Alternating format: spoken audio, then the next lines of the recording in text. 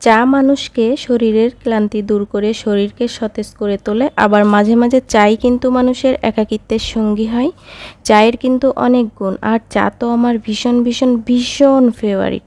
আসসালামু আলাইকুম, কি অবস্থা, কেমন আছেন? শেষ বিকালে একটু হাঁটাহাঁটি করার জন্য বাসা থেকে নিচে নেমেছিলাম। বাসা থেকে নিচে নামলেই কয়েক কদম হাঁটলে আমাদের আর একটা বাড়ি, যেখানে অনেক আম গাছ আছে, সেখানে যাই। ওইখানে হাঁটতে ভালোই লাগে, প্রকৃতির মাঝে একবারে মিশে যাই। মাঝে মাঝে ভাবি যে রাস্তা দিয়ে হেঁটে যাব, যত দূর যেতে ইচ্ছে হয় তত দূরই যাব, কিন্তু সেরকম কোনো কিছুই হয় না, কারণ রাস্তার সাইডে সব সময় জ্যাম লেগেই থাকে। রাস্তার সাইডে সাইডে ইজি বাইক, ভ্যান এগুলো সব পার্কিং করে রাখে নিজেরা নিজেদের মতোই। আইন কানুন সব এখন নিজেদেরই হাতে। সবার দিক থেকে সবাই এখন উচ্চপদস্থ কর্মচারী, তাও আবার সেনাবাহিনীর অফিসার, পুলিশ কিংবা ওসিডিসি, এগুলোই কিন্তু মানুষকে এখন ভাবতেছে, কারণ কাউকে কিছুই বলা যায় না। এগুলো দেখলেই যে বলবো যে আপনারা ইজি বাইক কিংবা ভ্যান রিক্সা এইভাবে রাখছেন, আমরা হাঁটবো কিভাবে, কিন্তু সেগুলোও কিন্তু কাউকে এখন বলা যায় না। সব কিছু সহ্য করে রাস্তার মিডিল দিয়েই মাঝে মাঝে হাঁটতে হয়।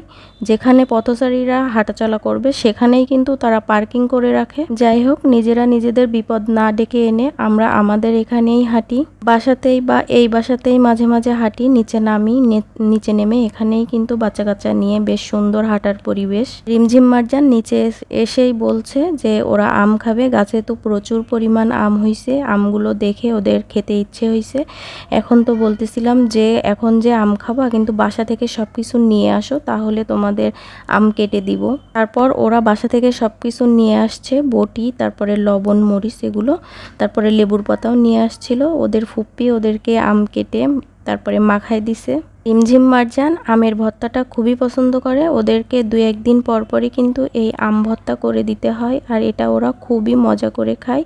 আমিও সেই সাথে সাথে একটু একটু খাই। আগে তো খুবই ভালো লাগতো টক খেতে, কিন্তু এখন একদমই খেতে ভালো লাগে না। এই বাসাতে আসলেই কিন্তু খুবই ভালো লাগে, বিশেষ করে বিকালের টাইমে, কারণ একদম প্রাকৃতিক একটা পরিবেশ। ধানের ক্ষেত, আবার মাঝখান দিয়ে রাস্তা, সেখান দিয়ে মানুষ হেঁটে যায়, এটা দেখতেও বেশ ভালো লাগে। আর আম গাছে তো প্রচুর প্রচুর প্রচুর পরিমাণ আম হয়েছে, সেগুলো দেখলে তো আরও বেশি ভালো লাগে।